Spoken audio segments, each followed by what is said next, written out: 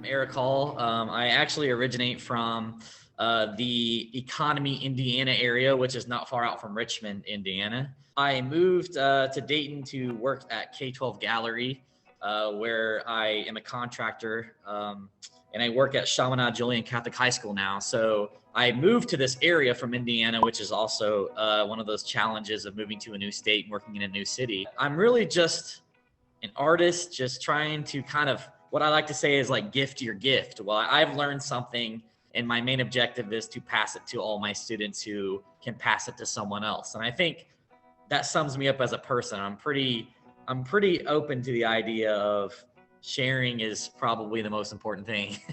I've been working with clay for about 10 years now. I didn't really start taking it very seriously until I took Ceramics 2 initially, with just the interest of becoming a better wheel thrower.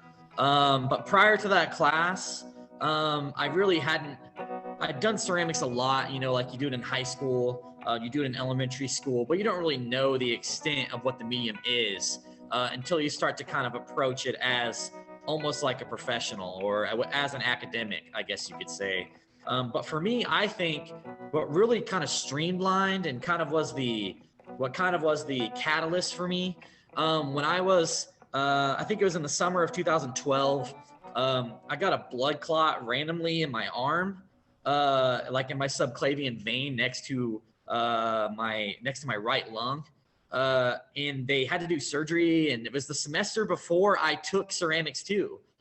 So they took out my rib, they took out my muscles in my chest, and I emailed Carrie Longley, and I was like, hey, I'm going to be in your class, but I really can't do much with my right arm right now. And Carrie was like, well, you might want to consider dropping it if you can't do it. And I was like, to myself, I was like, that's kind of a challenge for me. So I was like, I'm going to do it anyway, out of a bad, not good advice for most people, but I was like, I'm going to take the risk. And I actually took it, and I kind of took it as a challenge. So in that way, it made me a lot better, because I felt like if I were to challenge myself and take that risk, then I really need to do well. So that was probably in 2012 when I really started taking it very seriously. And after that, I took Ceramics 3 multiple times. I took capstone in ceramics. That very summer I graduated, I started teaching it like literally instantly. So a month after I graduated from college, I started teaching it in the Richmond area at the Richmond Art Museum. And then that very summer, at the end of the summer, I was teaching it full time at K-12 Gallery. So I was already doing ceramics. It never stopped and still hasn't since 2012. So I've been doing it professionally since then, I believe. So, but total about 10 years now, I think is how long I've been doing it, which isn't very long. But when you think about doing it every day for a living, it's like, it becomes like a repetition, which is good and bad in some ways. I think most of my inspiration from clay really stems from my morbid curiosity of the past. I think ceramics obviously is one of the oldest art mediums that we know of, right? Along with like stone carving and things. So I love looking back and thinking of the lineage of mentorship, I think, and how that really comes into play with the specific mediums, To be more specific, I feel very enlightened to think that at some point in time, my skills that I'm using right now were developed thousands of years ago by people who have passed down that lineage, and somehow that segues directly into me. And those skills that I've developed aren't really much different than what a lot of people are doing. And I think what the beauty of that is, it doesn't exist in a vacuum, and we're all inspired by each other, and we've all been inspired by the past, whether we believe it or not. I feel like sometimes in this modern world, we kind of forget to stop and look backwards in time. And we kind of take things for granted, especially in this digital age where a lot of times things are we can do things instantly now. And I think ceramics is very primitive in that way, where we have to physically use our hands. It's one of the rare mediums where now we have technologies like digital kilns, and we can do raku firings and gas, and there's chemistry, and there's lots of people involved. But the basics of creating it is so primitive still. Think about the way that it's made. You can hand build it, which is the same that they would do in ancient Africa, which was inspired Romans as well. And Egyptians were also doing it. And it's one of the rare mediums that's lasted for 10,000 plus years. Right. So my inspiration literally comes from them. Like I look at a lot of ancient Egyptian, a lot of ancient Greek pieces, and I love the way that they're made. And it inspires me because the process is so similar that I don't feel like it can't be accomplished. Definitely do a lot more research. So it evolved in the way of now I feel like I'm more prepared. So by preparing more, you obviously go into something with a little more of a different mindset. I think asking a lot of questions is huge for my process now. Like I'll get on forums or I'll email other professional potters on Instagram. I ask specifically, like, what is your process for making these kinds of things? Like, what's your glaze combinations? And I think when you're younger, pride can definitely be a negative part of your process, because sometimes when we're younger, we kind of think that we're a big pea in a small pod, when in reality, it's the opposite. And my artistic visions now side more for the ideas of, you know, like I was saying, testing and experimentation. But in the past, I was really trying to find that perfect piece. But now for me, it's really about what can I do to keep changing and evolving.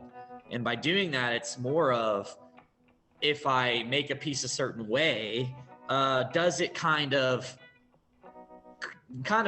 create more of a positive energy, I guess, so to speak. I know that sounds pretty weird, but like if I don't know, if I throw like a vase or something, right?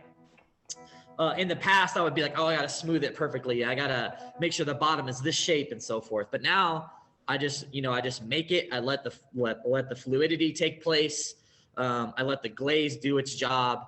And that goes back to me being able to detach. I think now I've done a really good job of doing that, and research and asking questions is huge for my process now. And as a professional artist, that's more of what makes me feel like what my work is representing or what the message is. And in the past, it was really just me trying to make something that looks good, right?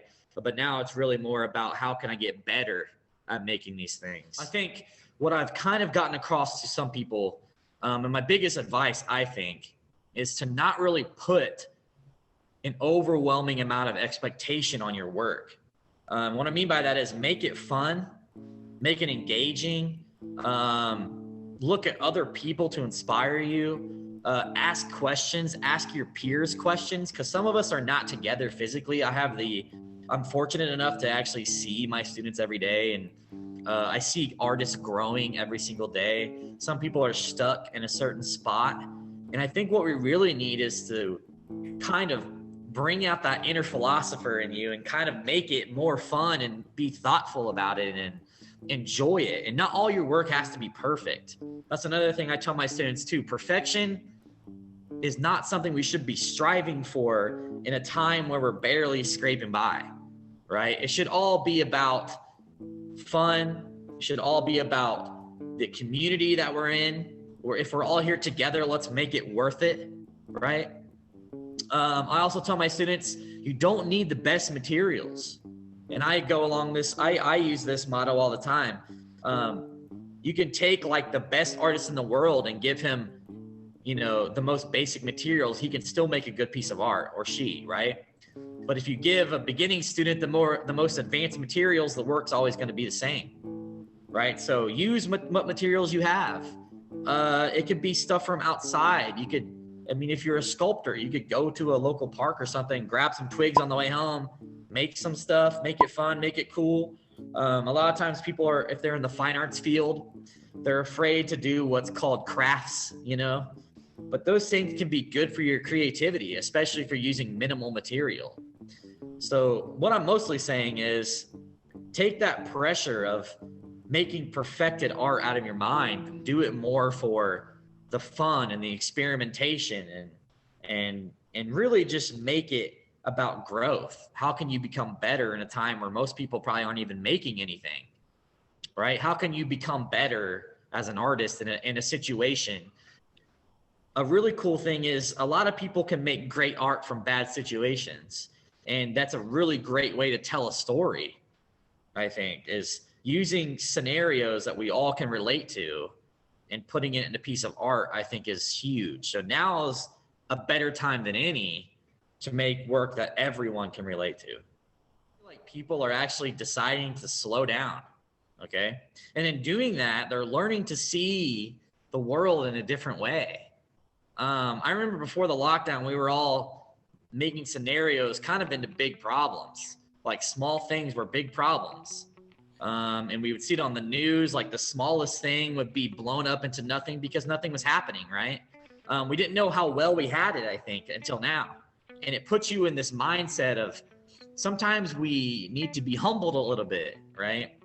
This is going to sound a little weird, but I think one of the best things about a pandemic is it does bring people together, even though we're not really together, right? We all are dealing with it at the same time. So it's no better sense of unity than all having to solve one big problem at the same time, you know? And this is all of our issue. We're all dealing with it. It's all of our problems. And there's only one way to solve this big problem, and that's all be together. And being positive, I think, is a big thing. I think that's an easy question. I think personally, it's really about the professors and the teachers challenging you to become not even just a better artist, but really a better person. And even if you don't really feel like that's something that you're being taught, even with your peers, this is kind of a weird way to say it, but it's not like you're trying to compete with each other, but it's really just about like the companionship and the camaraderie of being with each other and learning the arts. And I always say this all the time, but I think IU East does an amazing job, especially with Ann Kim and Carrie, of teaching you that in the world, it's better to see things like an artist, you know. And I tell my students too, which they have taught me, which is a really cool way of doing this lineage that I was talking about and earlier on. But I think there's something called the artist's vision. And I tell my students all the time, you can be a doctor, lawyer, trash man, I don't care what you are, but being able to see the world like an artist can help you solve a lot of problems, creatively that you would never think of. But I think having my art degree has allowed me to help probably 1,000 students see that artist vision and be able to use that art vision in anything they do in this world. And I don't mind if people use it in art or not. It's really just about being able to see the world with a lens that allows you to be able to think creatively and think artistically, whether it be practical art or just in the way that you approach life. My degree has helped me translate and pass on that gift, which I hope people also pass on, which will create this, you know, this tree, so to speak, of all this knowledge that just goes on forever, which again goes back to that lineage. Somebody teaches somebody something, and then 1,000 years passes by. Even if you don't know why you do it, you still do. And that lineage, I think, will go on for a long time. And I think it's a beautiful thing to be able to share what I've learned with all these young people that I deal with every day.